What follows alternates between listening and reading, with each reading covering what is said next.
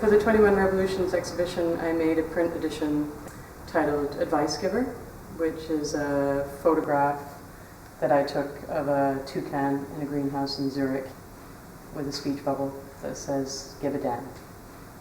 The work that was made for the 21 Revolutions, which Glasgow Women's Library commissioned, what were you drawn to in the library's collection and why? I asked if they had a poster archive.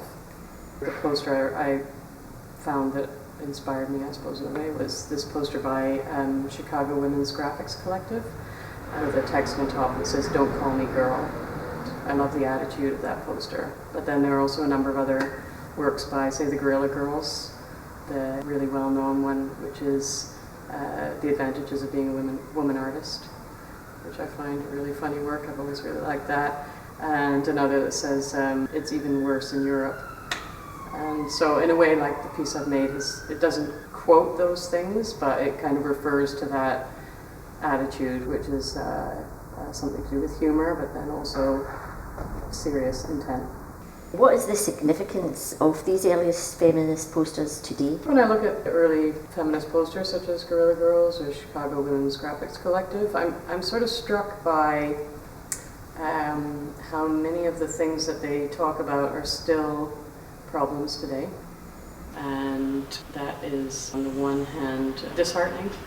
But on the other hand, I think as a woman artist now, it's quite heartening to look back on sort of a generation of women artists who were quite feisty in that respect and campaigning actively for what they believed in. So that's, to me, the interest in looking back. It's like both positive and negative. I've worked mostly through print recently. I also work a lot with sort of textiles. I'm interested in processes of making that are kind of quite close to us in our life. So for me, like, print is something that we have around us all the time. Like, every day we have an interaction with print. But there's also sort of another aspect of it that I find really interesting, which is the sort of shared space of printmaking. And that's where we're sitting now, in Glasgow Print Studio. A lot of the work that I make is also collaborative, and it comes out of that kind of space of making, which is a shared space. And where did the words "give a damn," where did they come from? They have come through a kind of circuitous route. I read them first in a work by an artist that I really admire called Carita Kent, but I think they were borrowed words from Housing Association campaign in New York around the same time period. So it's a quote of a quote.